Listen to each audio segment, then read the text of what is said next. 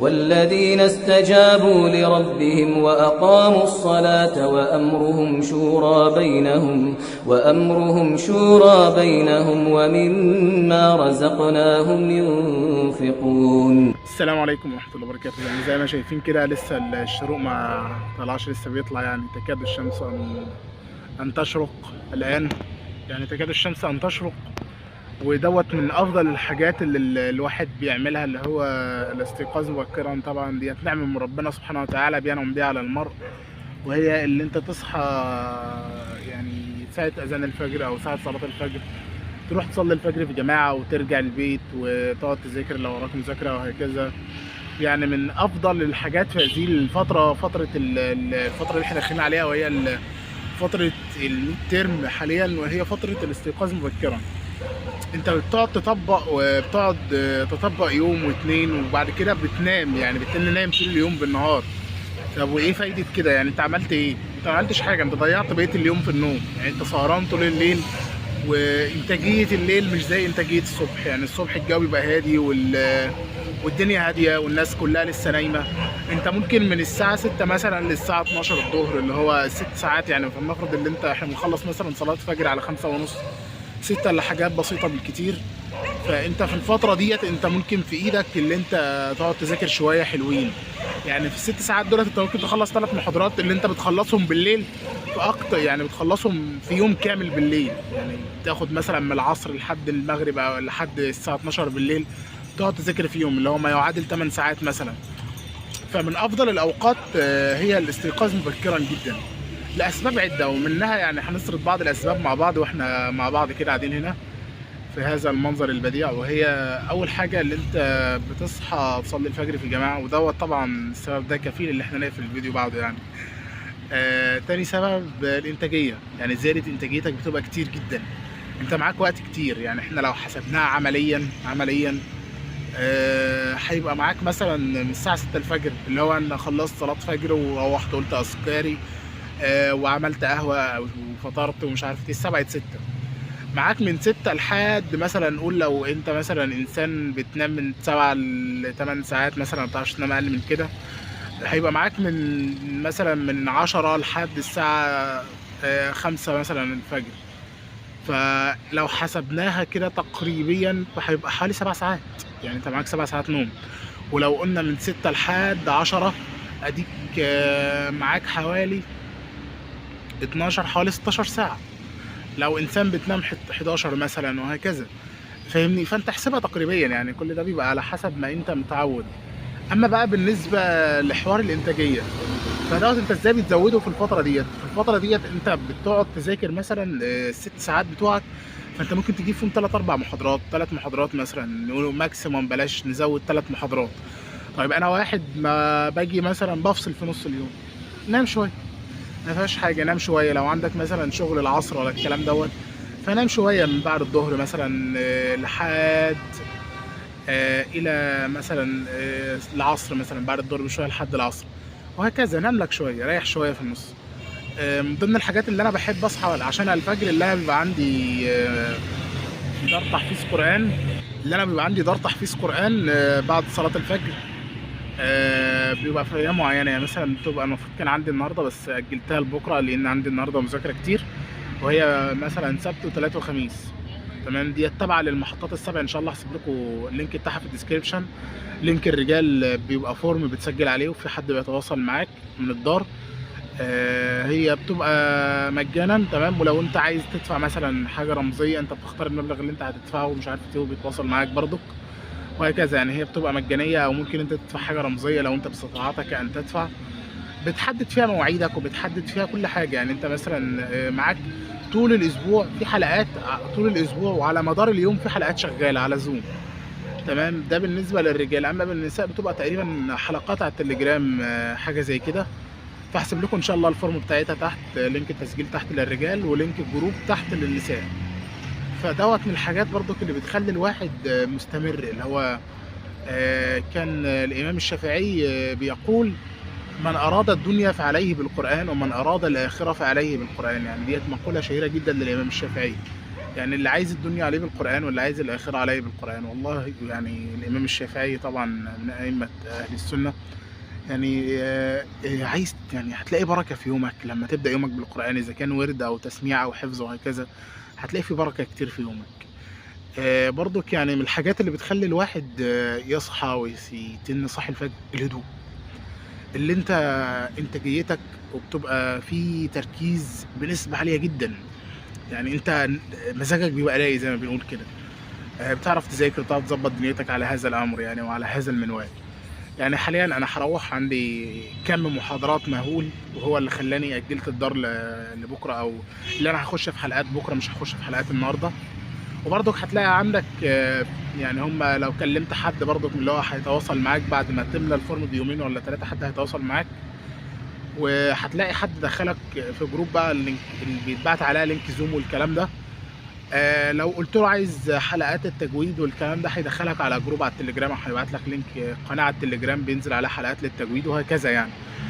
ف ان شاء الله هنكمل مع بعض لما نرجع المكتب ونذاكر شويه، يعني ناخد شويه مذاكره كده، لان اليوم طويل جدا وداخلين على ميد ترم، والواحد يعني كان الله في العون، في عون الجميع ان شاء الله. سكاشن ومحاضرات النهارده بالهبل، فكان الله في العون يعني ان شاء الله باذن الله. واهم حاجه خلي عندك يقين بالله سبحانه وتعالى. ألم تر أن الله خلق السماوات والأرض بالحق إن يشأ يذهبكم ويأت بخلق جديد وما ذلك على الله بعزيز.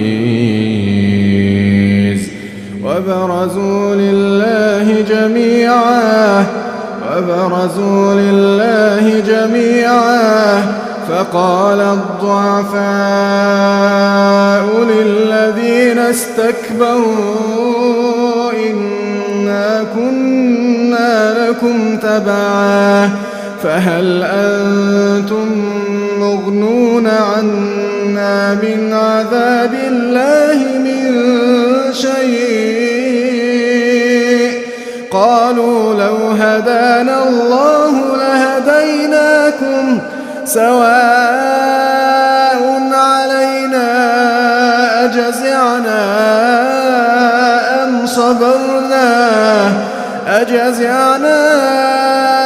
أم صبرنا ما لنا من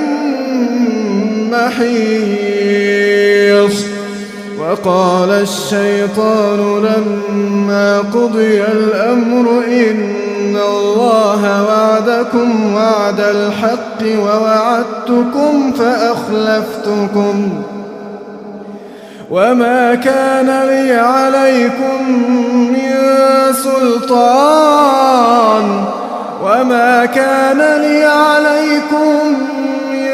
سلطان إلا أن دعوتكم فاستجبتم لي فلا تلوموني ولوموا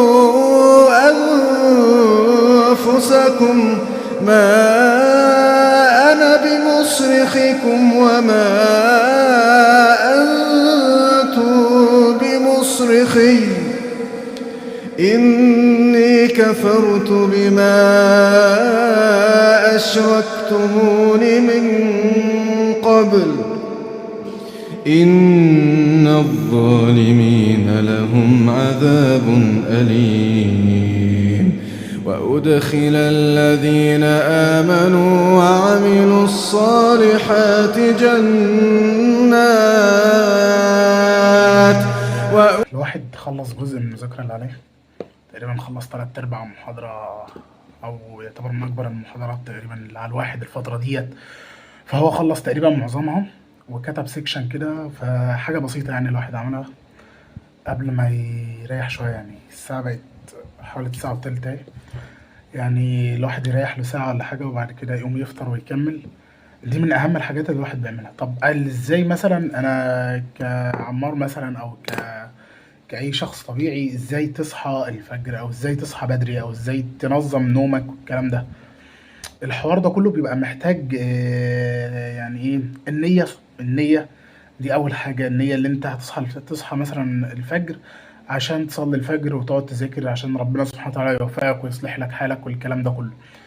اولا انا مثلا قعدت فترة بعاني عقبال ما ظبطت الدنيا. طبعا بتقعد فترة حوالي من اسبوع ل10 ايام على حسب انت كشخص بتقعد. ممكن يقعد مثلا اسبوع 10 ايام الكلام ده تظبط في نومك، فده بياخد وقت شوية.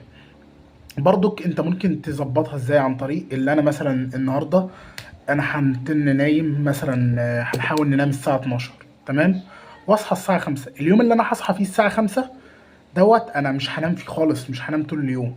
فبالتالي انا هاجي على الساعه بعد العشاء مثلا الساعه 10 ولا حاجه او 9 او الكلام ده، فهنام تلقائي، هنام تلقائيا، هنلاقي نفسي نمت. وبرضك الصبح هنلاقي نفسي صحيت، وهكذا.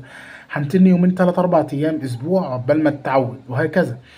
من ضمن برضك الحاجات اللي بتخلي فيه بركه في الوقت والكلام دوت اللي انت تبعد عن السوشيال ميديا.